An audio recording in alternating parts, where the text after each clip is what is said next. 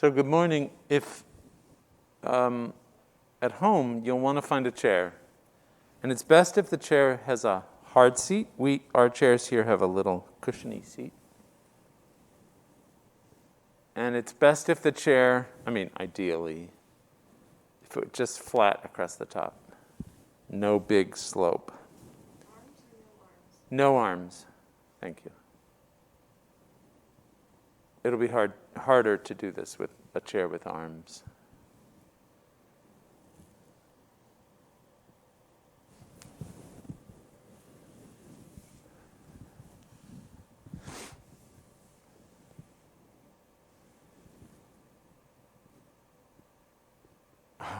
Look, Arizona right there. Right in the camera. Okay, good morning.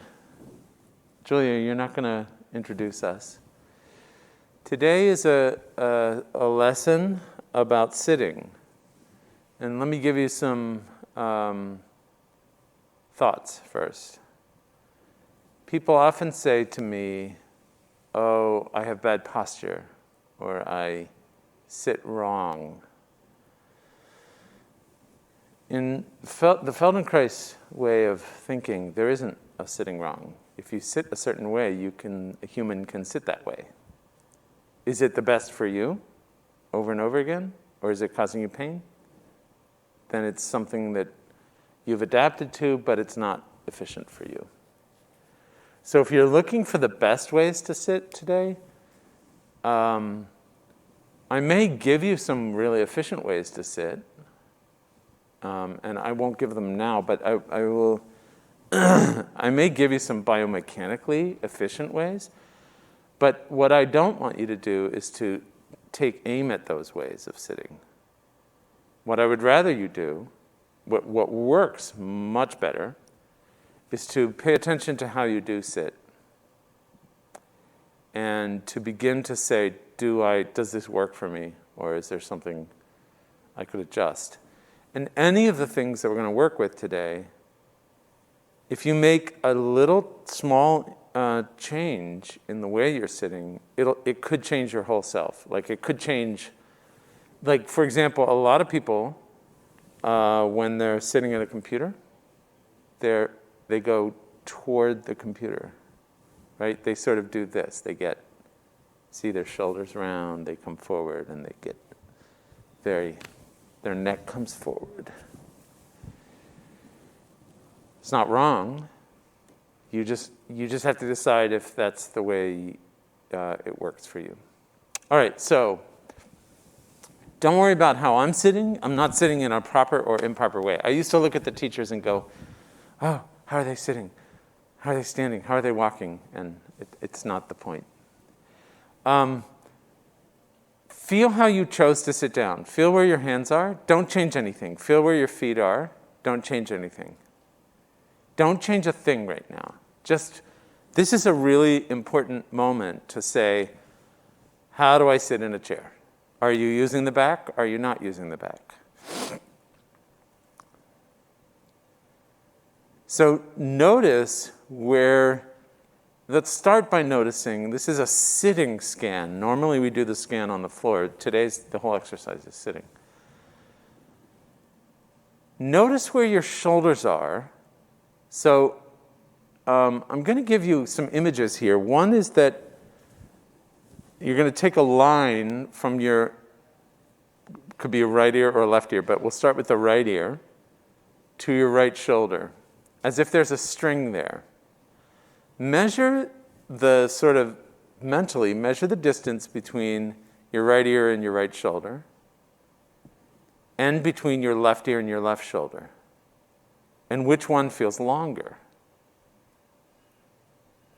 And there's two ways to think about this. One is that or at least two ways. One is that the shoulder might be high, right? Elevated. And the other is that this space, like this space right here, might be actually longer. And if I look at all of you, I can see that I can see both the elevation in a lot of you, and I can also see the length. And you might even be able to see it in me. So measure that distance, left ear, left shoulder, right ear, right shoulder. And then notice which shoulder feels back toward the back of the chair more than the other side, and which shoulder feels forward. So you can figure that out by saying, where are my shoulder blades in the back of me? One's probably, relative to the chair, turned a little bit, like my left shoulder is always a little forward. This is an orientation of turning.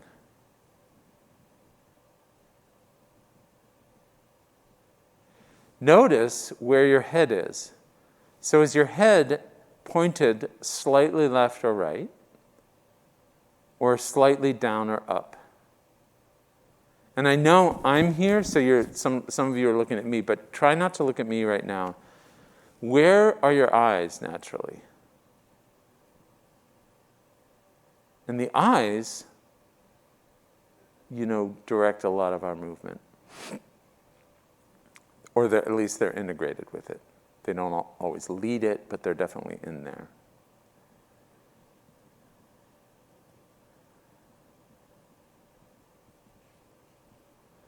So now, if you can feel this in your bottom, there's a thing called your sitting bones.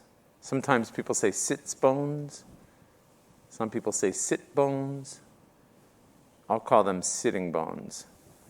That's the bottom of your pelvis.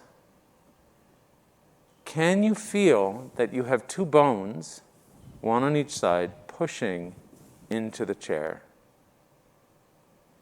And notice which sitting bone feels a little more pushed in, or do they feel perfectly even? And you might notice that, again, relative to the chair, one sitting bone might feel slightly turned in one direction or the other.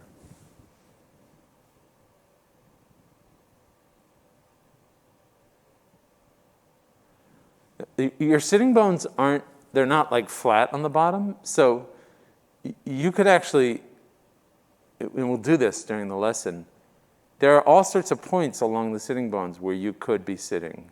You could be sitting back on your sitting bones. You could be sitting forward more on your sitting bones. Nothing's right or wrong here. It's just notice where your hands are. So some of you have them gathered this way, and often there's all kinds of different, everybody has a little different thing. Don't do anything with them, but notice them and draw a line between your shoulder, an imaginary line, all the way down into your left hand, left shoulder to left hand, and from your right shoulder all the way down into your right hand. And notice, do you have a different feeling in those two lines?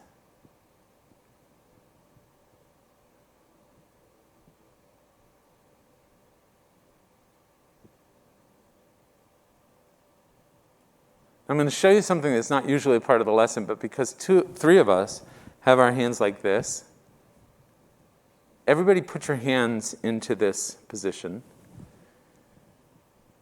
And notice that you're comfortable doing it with one interlacing.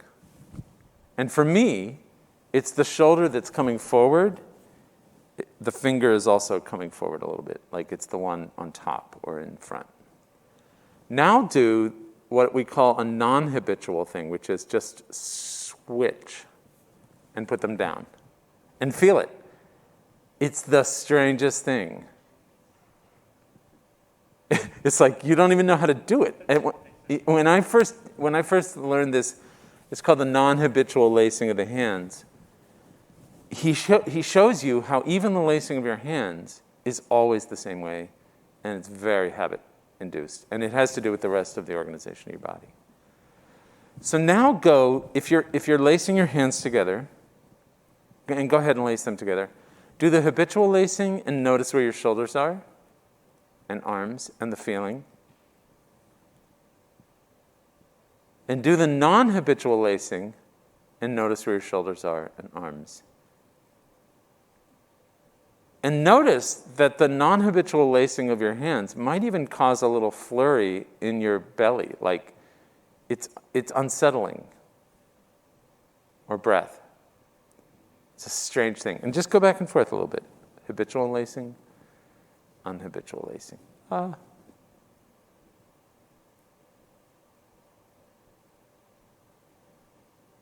This is an indication of how little things, say on a long drive, one little change, or on a long day of sitting in front of the computer, one little change out of your habit, little change, can really make a big difference.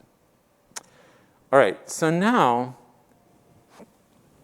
unlace your hands and put them somehow on your lap. They can be palms down, they can be palms up, they can be however you'd like.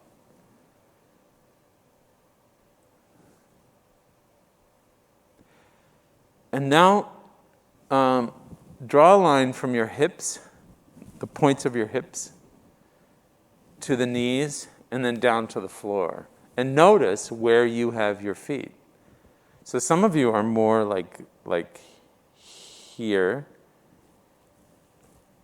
And that might be a function of Rebecca, that you can't touch the floor with your heels in that position. In Virginia, you're lifted off the floor. But if you were forward, if you were sitting forward, you probably could put your feet on the floor. Yeah. But that's okay. I'm just saying it's a function of where you're. And start to notice, does one knee feel in front of the other when you're sort of drawing this line?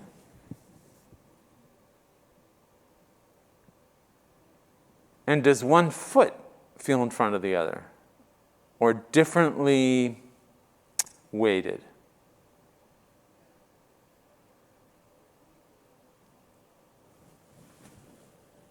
Okay. So for the purposes of this lesson, I want you to do this. So some of you are sitting back in the chair. I want you to come forward in the chair.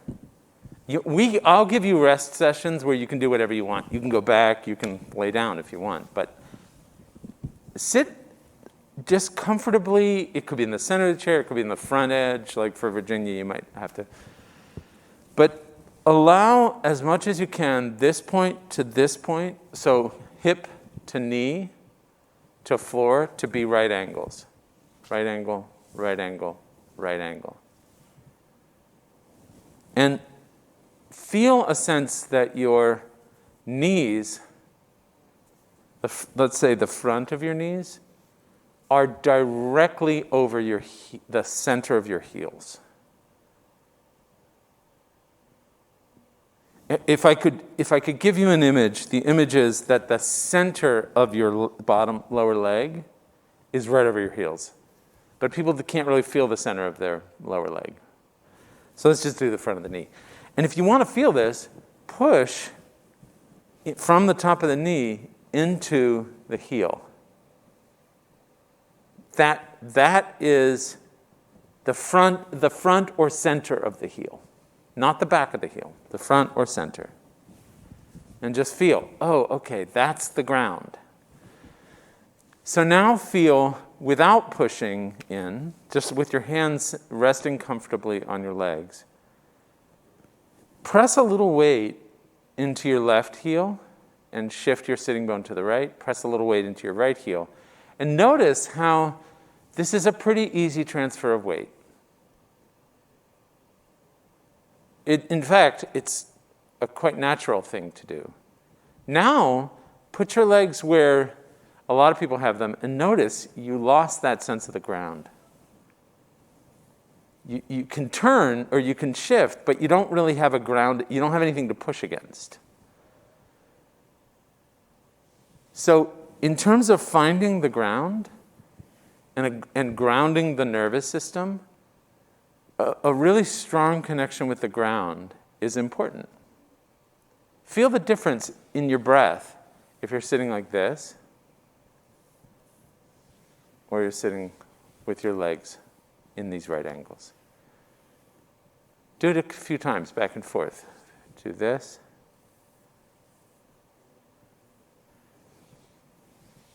And then do this. Is it different? How is it different? When I'm sitting in this position, it's much more Yeah. Whereas I draw under, it becomes deeper. Like my awareness has to increase in order to balance. In order to balance. Uh-huh. But here, it's easy. It's you've got yourself in a certain way, on the floor. All right. So now we're going to keep those right angles. And notice, are your feet pointing this way or this way? And like for Ron, your right foot is tilted out. It's okay to do that, but just notice it. All right. So now I'm going to ask you to look on the horizon line and slightly look above it, which is going to raise your head. Look like I'm looking 25 feet away from me, so I'm looking like 3 feet higher, but my head is only really lifting 2 inches. And so come back to horizon line, and this is very slow. So this is in the Feldenkrais movement way. On the out-breath, look up, and then look down. And notice what allows you to do this. So we might say we're moving our head, but we're actually, we might be thinking I'm moving my head, but we're actually moving somewhere in our neck and spine. So feel what is actually moving. Let your hands be on your lap, not interlaced now.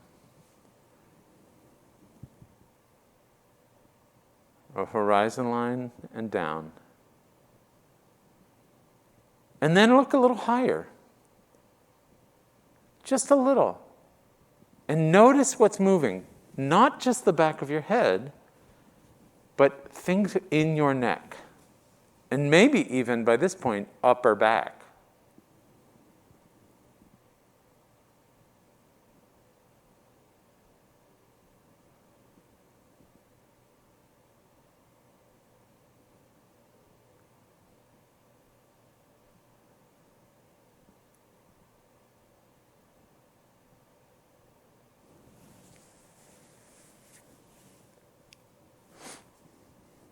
Again and again and again, just notice, where can I feel movement?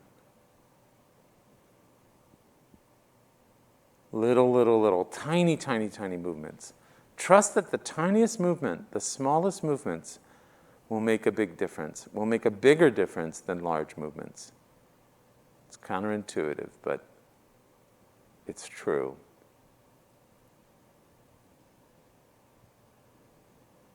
All right, now, just rest. However you'd like, whatever's comfortable.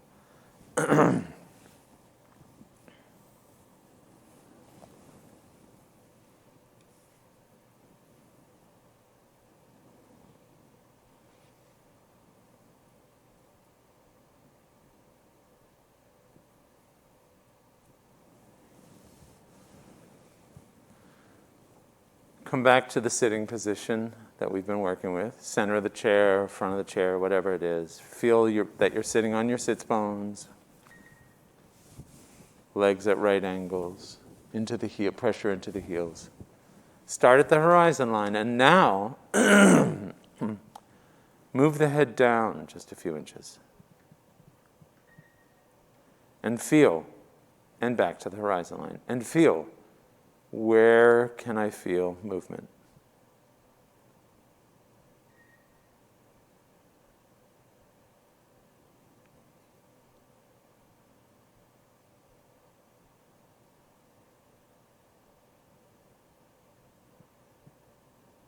And notice, you could tilt your head without changing your eyes on the horizon line. So you could keep your eyes in place. I'm asking you to actually move your eyes.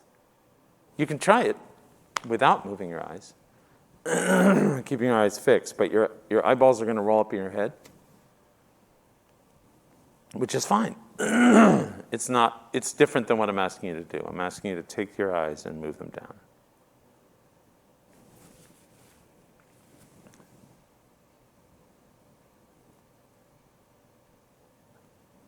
Very easy breathing. On the way down, do it on the out breath. And feel, where can you feel movement? All right, come back to the horizon line. And now go between taking your eyes up and taking your eyes down. And now I'm really going to ask you to pay attention to the movement of your spine, which is your neck. So when you look down, what happens to your spine? And when you look up, what happens to your spine?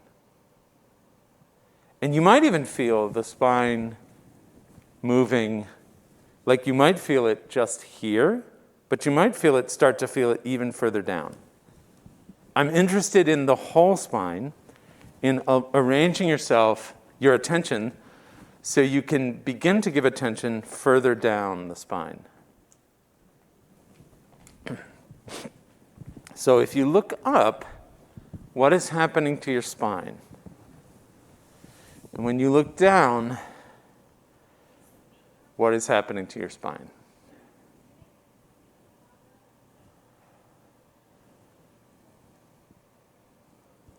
Can you feel when you look down, your spine?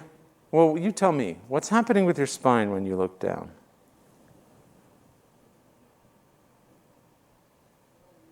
How would you describe that movement? Pushes the upper spine out. Back. More of a C shape. Yeah, so you make a C with the spine. And the back of your neck, or it could be even further down, like here, goes back toward the back of the chair. It's the only way. I mean, it would be very hard to look down and do the opposite of that. You can try it, but you can try to move your spine forward while looking down. It's going to be very uncomfortable. So when you look down, notice that the back of your spine goes back. And when you look up, what happens to your spine? Naturally. So it's not just crooking the back of your neck, but can the whole spine begin to move? And you feel your spine comes forward. And your chest comes forward. Let's just do the back and forward first. So now looking from the horizon line down and up, start to notice the whole length of your spine moving back when you go down and forward when you come up. Back when you go down and forward when you come up. And you might even accentuate that a little bit so that when you look down, the middle of your back really comes back. Yeah. So you really round it, just so you can feel it. Yep. Down in the spine.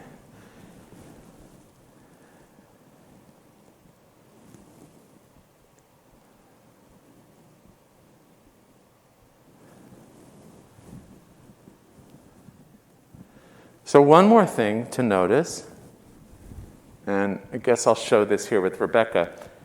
Rebecca, put your hand, well, it's right where my microphone is, but put your hand right on your breastbone and do this, and when her head goes down, her breastbone will go back.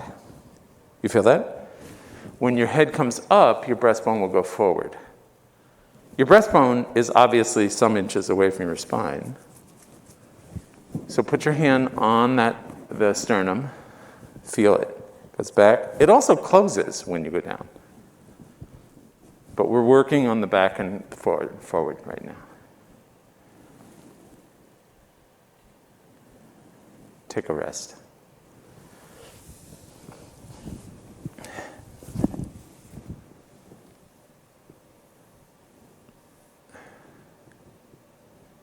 And now notice, just doing that, head up, spine forward, head down, spine back. Is anything different in your sitting?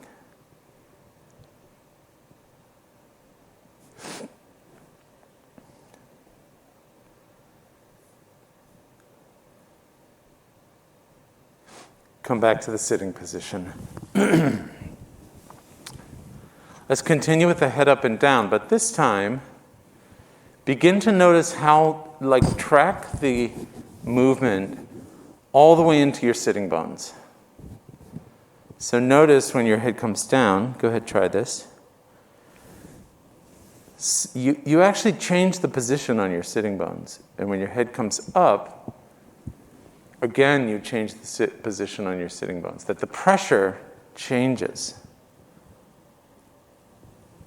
So we're making now, in a sense, a whole C shape in two different directions with the spine.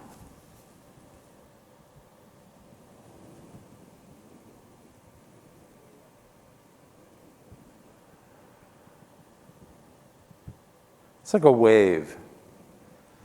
And there may be places where you can't feel your spine.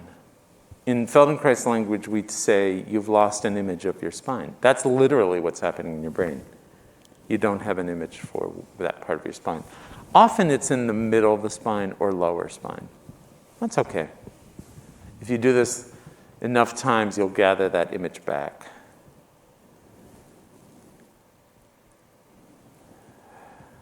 So now direct this movement from your sternum. So instead of taking your head and moving it up and down, take your sternum, and if your head's going to come down, move it back. And take your sternum and move it forward. So you're changing your head position by the sternum. If you want to put your hand on this to feel it, you can. It might be easier to feel it. So your sternum goes back, your head goes down. Sternum comes up, head goes up.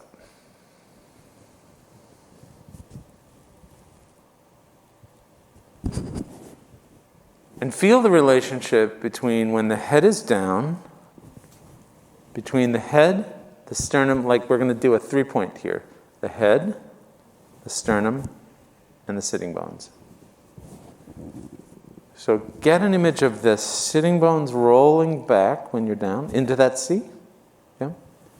And an image of the sitting bones rolling forward when your chest comes forward. We're directing it from the sternum. Beautiful.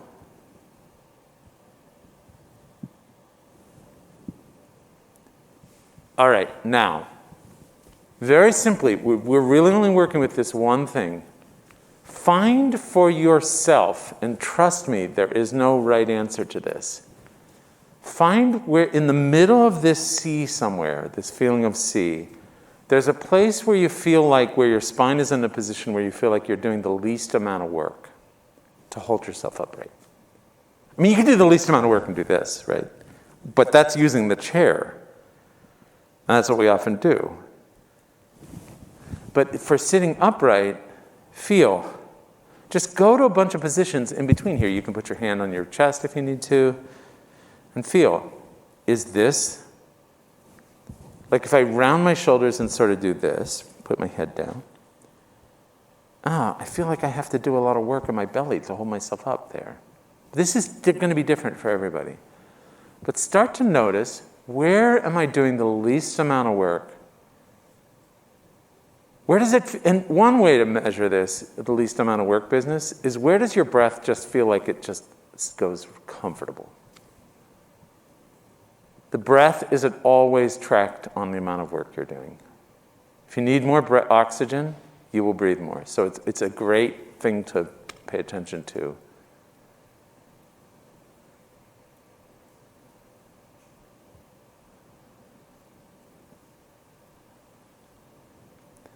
So now I am going to give you one of those features of how we are made biomechanically. This is true for everyone unless there's a significant deformity. The spine has several curves in it. We're not going to deal with that so much. It has a curve here and then a curve back, and then it sort of comes back up into the skull. But the reality of it's not a straight up and down thing. But the reality of it is that it's meant in standing and sitting to simply stack itself. from the sitting bones up so that the head is like stacked. It's not really bricks is the wrong thing to say here, yeah? But the spine is really stacked, so it's just sitting there. It's not being held forward or back. It's just sitting there. And so the head takes a position above the spine, which takes a position above the sitting bones. And it's all just stacked up. But it's stacked up in a curve, that's true. But you can get a sensation of it simply being stacked. And it can just stay there quite easily. So I'm giving you that because we're going to go through that stacking position quite a lot of times here. Okay. Take a rest.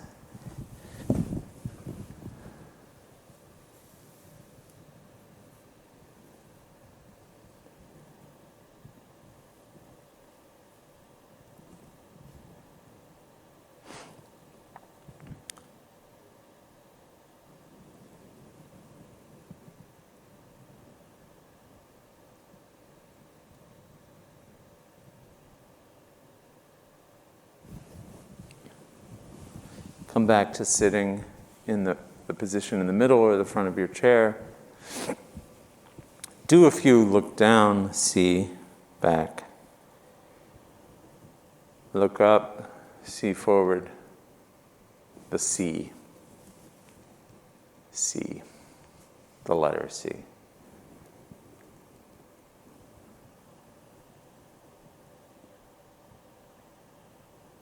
All right, now, if I take a line between my sternum and my shoulder blades, and this I'm not going to ask you to put your hands on, but what happens when I look down to that point between my sternum and shoulder blades? The sternum goes back, and the shoulder blades not the shoulder blades, I'm so sorry, the fronts of the shoulders. When the spine goes back and the sternum goes back, what happens to the shoulders? They come forward. And when you go up and see forward, what happens to the shoulders? They retreat. You could say that your shoulders are opening and closing.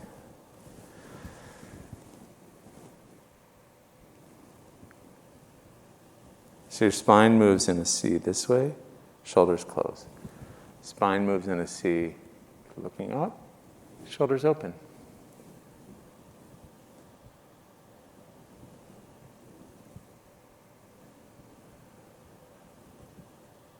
And just get used to that feeling that when my spine retreats, and when I look down, the C goes backward. My shoulder blades come forward. When my sternum comes forward, my shoulders go backward. And my shoulders open, right? So now, everyone in the class here has their palms keep them face down. And see if there's any tendency to turn the hands, or if there's any opening or closing of the hands when you go down or when you go forward and the shoulders open. What might the hands begin to do if you just let them be free?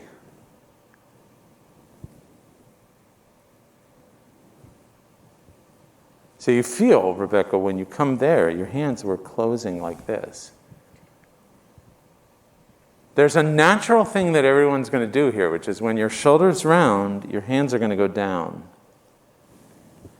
And if you allow it, when your shoulders open, you can increase that opening by turning the palms toward the sky.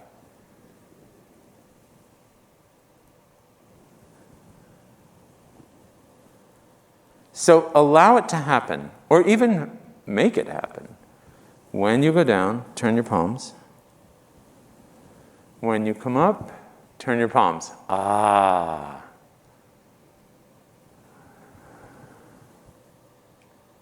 It's like a forced movement. A forced movement? Not then don't do it. But see if it happens even this much naturally. Okay? So, or even if like you feel a different pressure on the outside of your hands. And direct it from the sternum. So it's as if your sternum has this mechanism, like you're a little wind-up toy or something. Ron, you could also try to keep your hands up, but that might feel odd. And then just feel the direction. Mine just move front and back, They don't move at all. That's okay. So just notice that your hands can have a tendency to move. Do you mind just repeating that question for the group? Which question? Oh, her hands don't move at all. Okay. Yeah. So here, let me just, because Rebecca's close here, don't look at her hands, look at her shoulders. So take your head down and move your shoulders. Yeah. So you see how there's some movement here in the shoulders? Here, and then go up. So it depends on where and how you use your body. But when you're coming back here and you're looking down, your shoulders are turning forward. It's automatically orienting the tops of your arms to the inside. No, I don't feel any of that. I know you don't feel it, right? But biomechanically, so if I do this, it's just look at the tops of my arms, not my hands. This is happening. If I do this, naturally, your arms are going to rotate in your shoulders. So what I would do, Ron, is begin to feel this. And some of you at home might be feeling this as well. Begin to feel this retreating. When you're looking up, feel this motion. Okay, so let's go backward in the lesson. And let's just take the hands and put them here. It could be that I packed too much into this lesson and went too fast. So if I look up, even the smallest amount, feel that something is moving in my spine. Can you feel that, Ron? Ah, there you go. So can you feel your neck moving? I only feel my neck moving. Yeah, that is your spine. Oh, I know that. Right. But I don't feel it any other place. Right. I mean, I don't feel my shoulders So- moving or anything. So I'm not going to probably put my hand on you, but if you look up, feel your neck moving. And could you get that to go down? I'm going to put my hand on you. So here's your prominent vertebrae right there. Could you feel it one vertebrae below that moving? Nope. Okay, so if you have that happening in you, what we want to do is begin to allow the sensation to travel down your spine a little bit. And for Ron, that's going to take time. And for a lot of us, that takes time.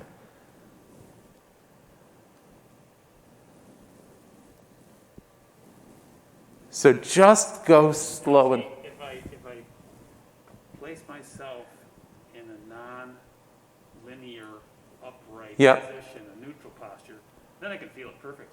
But when I'm sitting... Oh, okay, okay. It's not going to So happen you're because sitting- my spine is curving this way. Yeah, so what you're doing is using a lot of force to sit up like this. Yeah, So but it's sit... so natural, I don't know. You don't notice it. So just sit comfortably, Yeah, and so don't worry about stacking your spine now up. I can feel it. Yeah. So start there, Yeah. and then put your hand on your sternum. Feel the thing goes And back and drawing forward. in. Okay. So this is a function of when I asked Ron and you all to sit forward and kind of more or less stack up your spine. I didn't ask you to do that, but we talked about it. In order to do that, he was doing a lot of action. He was actually stiffening his spine. So get yourself, without leaning back on your chair, get yourself into a comfortable position so you're not trying to sit in a way, particularly, or a posture. And just feel, how can I really feel that spine move? You got it? Okay, good. Because now I'm totally supporting my back with the back of the chair. Yeah, can you do it without supporting your back with the back of the chair? Even a little bit better? Yeah.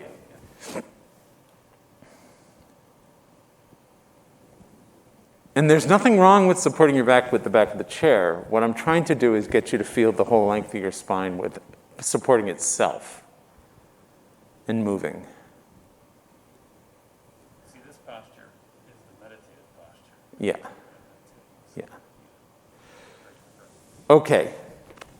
Now, I'm going to keep going on this. If you, Julia, can you keep asking questions or invite them from home? Because I suspect there may be some other questions here around, I can't feel this or I can't feel this.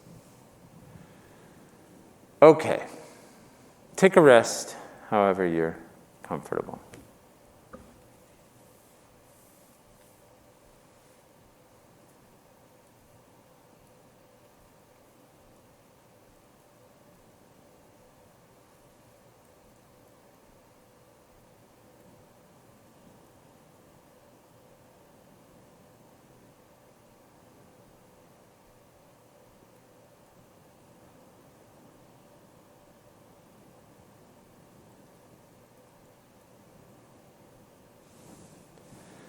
All right, come back to some sort of comfortable sitting position. Look up, feel the C in the spine, look down. And now we're going to give attention to our sitting bones. When you look up, what happens in your sitting bones? Can you feel the pressure change on your sitting bones? And when you look down, what happens in your sitting bones?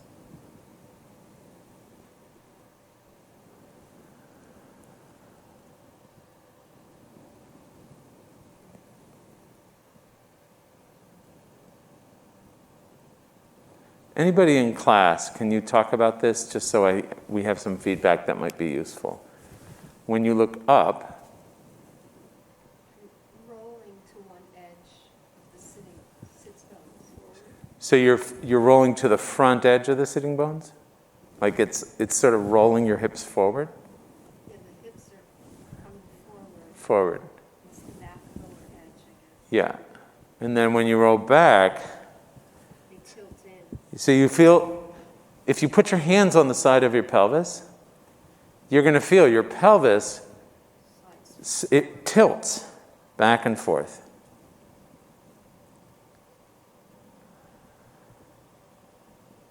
So now, once you get that feeling of if I see my pelvis backward or I see it forward, however you want to talk about this,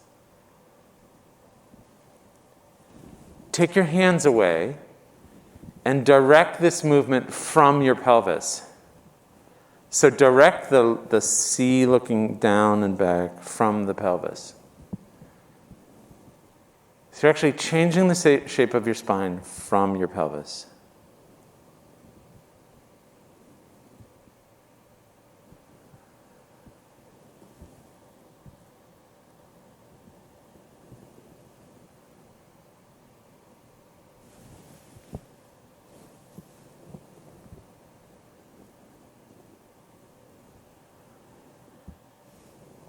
Okay, just take a brief rest right in this position, whatever's comfortable here.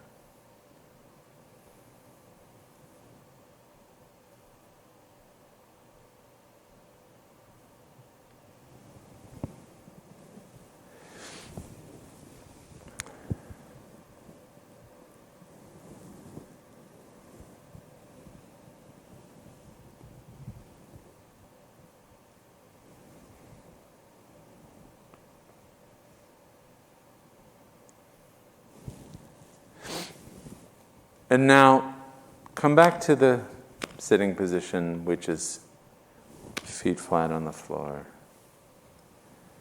And turn slightly to the right. Yep, and your hips can even turn, shift a little bit. And do this same thing, C backward, C up, while turn to the right.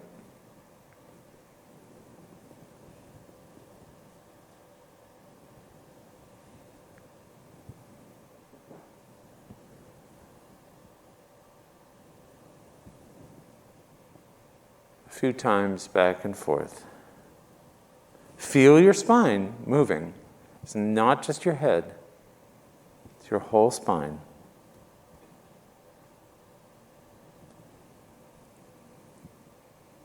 And then come back to the center and do a few C's back and forth.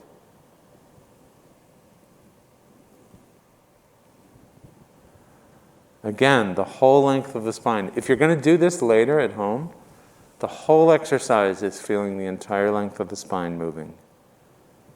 Or as much of it as you can feel. And then turn a little bit to the left and do some C's backward and forward.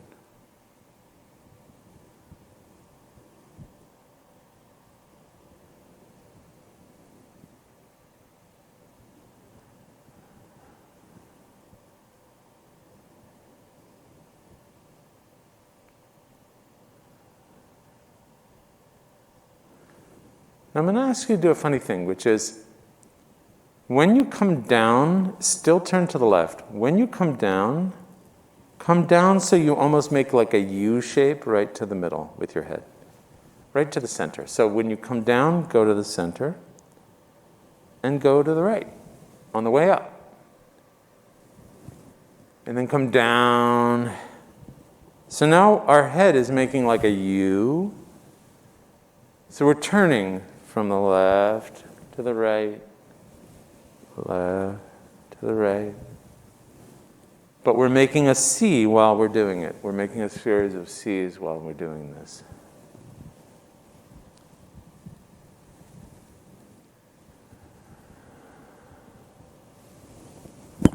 Now put your hand, one hand on your breastbone, your sternum, and feel that your sternum is going back and down through the bottom and back. It's sort of sweeping back and up. It's back and up.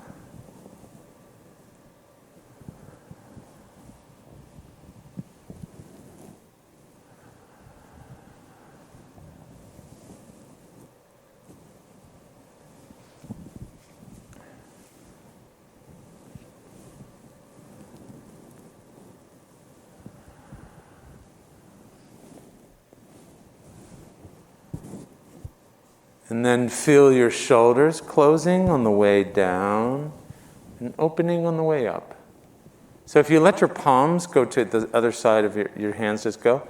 Feel your arms, your shoulders opening when you go up, closing, opening when you go up, closing, opening, shoulders opening. If you just let your hands dangle. Spine moving.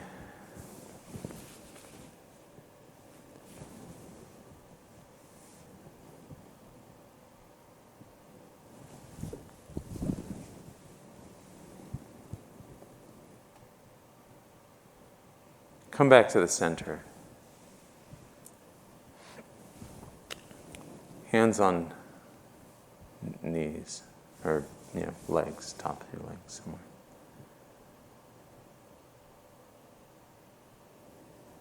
Start with the very first thing we did, which is look up. Spine moves forward. Look down, spine moves backward. If you only did one thing to change the position of which you're sitting in front of your computer, moving your head up and down a little bit so that your spine moves with it would be the thing. What I see a lot of people try to do when they're changing their quote-unquote posture when they're sitting is adjust their shoulders, right? Often, like, you know what I'm talking about. Often you see people do this. They throw them back and maybe even a little bit up, and they go, okay. But then they lock themselves in a position.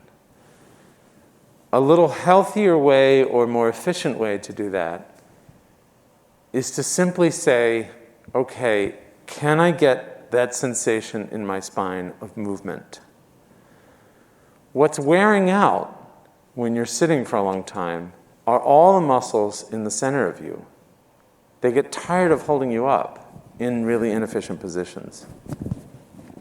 Because your head gets too far forward, too far back, and your spine has to hold it up.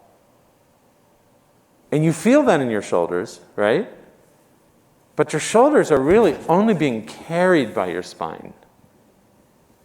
So it's pretty complicated, but I'm trying to simplify this. So when you're sitting, simply find a way to move your spine. If you're on a long car ride, if you get really tired sitting, find a way to move your spine and to feel more of your spine moving in that sitting position. So now don't worry about your head and move your spine from your breastbone, forward and back. And I'm giving you a little thing you could do at your computer or sitting when you get tired. Just move your spine forward and back, your breastbone. Julia, we can start with questions. We have about 9 minutes left, 10 minutes.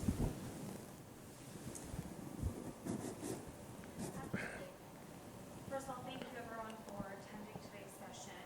We don't have many questions. We do, however, have some comments. One participant felt there was a popping in the vertebrae. Oh, in the lower back when they did the moving forward Sure. and backward. Sure. And it felt like more like a rocking. I can't say anything about the rocking, but one very, very common thing is to feel a kind of popping, and without seeing that participant. So what happens is we begin to hold ourselves in certain positions, and our structures adjust to those positions. And they begin to form, it could be a little calcified place or a place that the bones are kind of fixed in a position, more or less fixed. They're not fused, obviously. And to get out of that, to move out of that position, there's a bump. But there's another thing this could be, which is when we begin to lose an image of, let's say, our spine, we become clumsy. So if you've ever tried to ice skate or roller skate, at the beginning of the evening, you know how you feel really jerky and clumsy?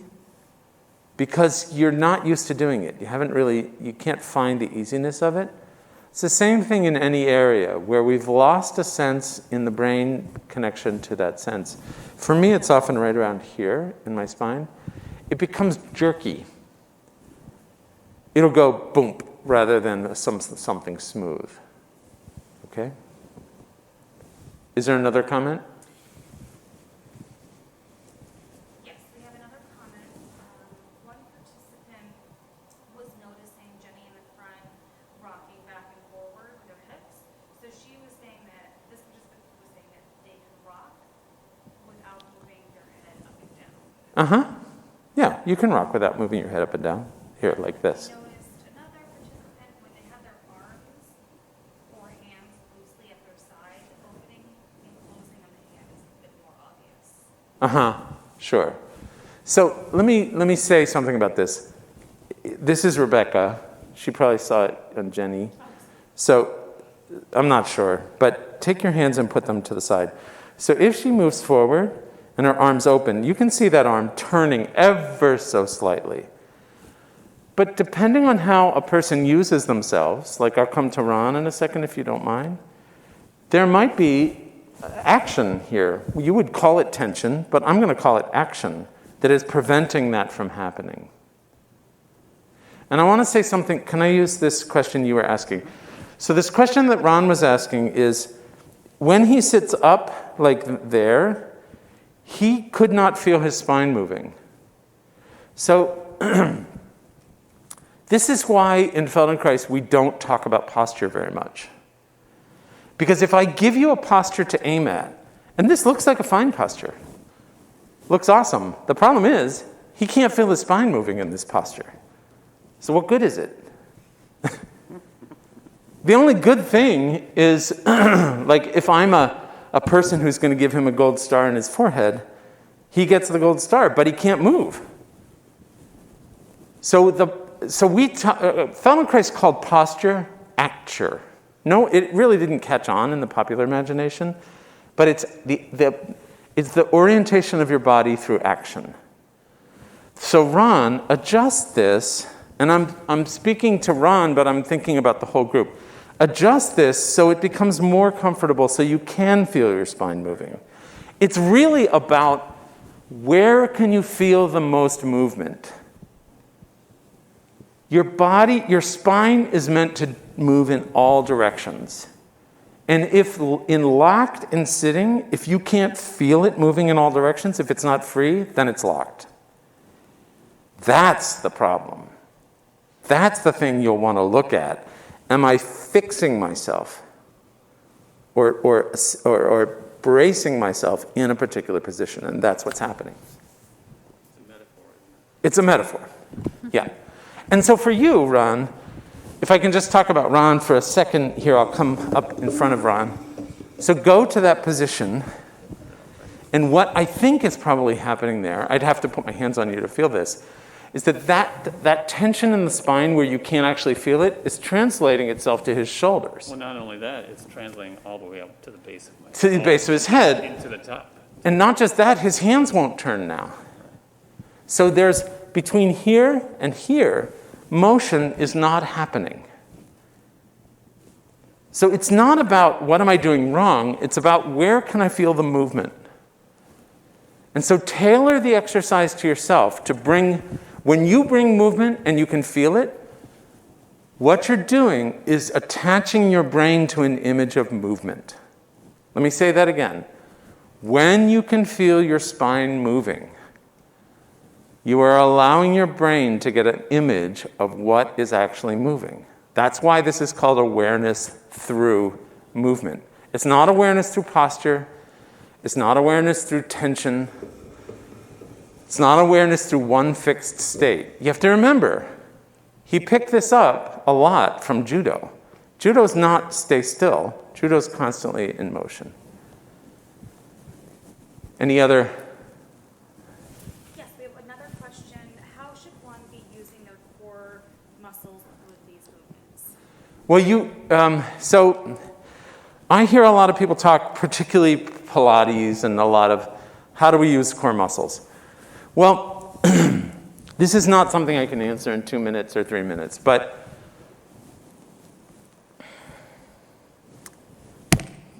when people talk about core muscles, they're often talking about the lower core muscles. You can't not use your core muscles to do this. So there's not a particular how to do it, but